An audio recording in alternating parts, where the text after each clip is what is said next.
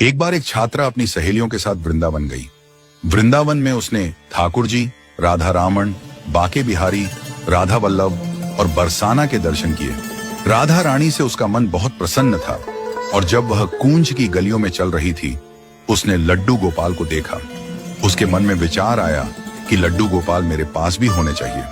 उसने देखा कि बहुत से लोग लड्डू गोपाल को हाथ में लिए घूम रहे हैं। उसी समय उसने सोचा कि क्यों ना मैं भी लड्डू गोपाल अपने साथ ले आऊं, उनसे बातें करूंगी।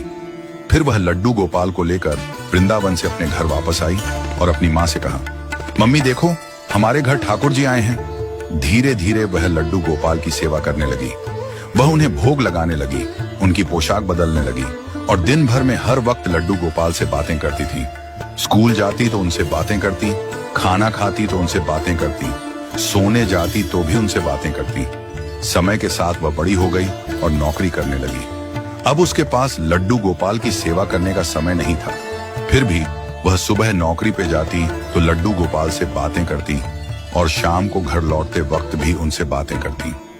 उसने अपनी माँ से कहा, मम्मी आप लड्डू गोपाल की सेवा किया करो, उनका भोग लगा दिया करो और उनकी पोशाक बदल दिया करो। एक दिन उसने देखा कि लड्डू गोपाल की पोशाक एक ही रंग में लटकी है और उनका चेहरा भी साफ नहीं है। यह देखकर उसे ख्याल आया कि उसकी माँ लड्डू गोपाल की पूरी सेवा नहीं कर पा रही है। उसकी माँ ने बताया कि घर के कामों में इतनी व्यस्तता रहती है कि लड्डू गोपाल की सेवा करने का समय नहीं मिल पाता। वह लड्डू गोपाल को स्नान नहीं करवा पाती और उनकी पोशाक भी नहीं बदल पाती। ये सुनकर उस लड़की का दिल टूट गया। उसे लगा कि ठाकुर जी का सम्मान नहीं हो रहा है और उनकी सेवा सही ढंग से नहीं हो पा रही। उसने ठान लिया कि उसे लड्डू गोपाल को कहीं विसर्जित कर देना चाहिए, क्योंकि जहां उनका सम्मान नहीं होता वहां उन्हें नहीं रहना चाहिए। एक दिन उसने लड्डू गोपाल को लेकर नदी के किनारे गई और वहां खड़े होकर ठाकुर जी से बातें करने लगी। उसकी आंखों में आंसू थे और हाथ कांप रहे थे। वह बार बार कह रही थी, मेरे कन्हैया मुझे माफ करना, मेरी गलती है कि मैंने आपको वृंदावन से यहाँ लाकर रखा, लेकिन मैं आपकी सेवा नहीं कर पाई, मुझे माफ करना। वह रोते हुए राधा रानी से भी कहने लगी, हे राधा रानी, आप मेरे लड्डू गोपाल का ख्याल रखना। इसी दौरान एक छोटी सी लड़की लगभग 12-13 साल की पीछे से आई और उसने पूछा, दीदी आप लड्डू गोपाल को क्यों विसर्जित कर रही हो? ये तो बहुत सुंदर हैं, बहुत प्यारे हैं, क्या आप इन्हें मुझे दे सकती हैं? मैं इनकी सेवा करूंगी, इनको भोग लगाऊंगी, इनकी पोशाक बदलूंगी।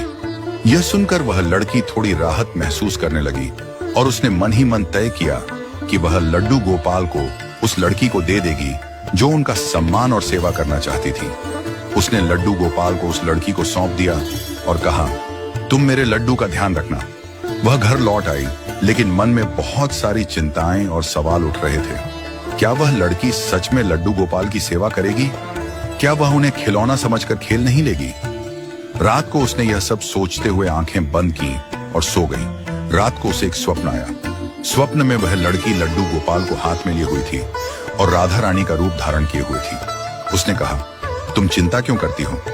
तुम्हारे लड्डू गोपाल का ध्यान मैं रख रही हूँ। जैसा तुमने मुझसे कहा था वैसा ही मैं कर रही हूँ। वह अब खुश हैं और तुम्हारे लड्डू गोपाल सबसे प्रसन्न हैं। स्वप्न में यह सुनकर वह लड़की भाव विभोर हो गई। उसकी आंखों में आंसू थे और वह भगवान का धन्यवाद करने लगी। इस स्वप्न ने उसे यह एहसास दिलाया कि ठाकुर जी सच में अपने भक्तों के भावों को समझते हैं और उनकी सेवा बिना किसी शारीरिक रूप में भी पूरी होती है। ठाकुर जी के लिए भाव सबसे महत्वपूर्ण होते हैं और हमसे उनकी सेवा कराना उनके लिए कोई कठिनाई नहीं है। आखिरकार उस लड़की ने महसूस किया कि ठाकुर जी को कभी केवल मूर्त मत समझो, उन्हें सच्चे भाव से पुकारो और उनके साथ एक संबंध स्थापित करो।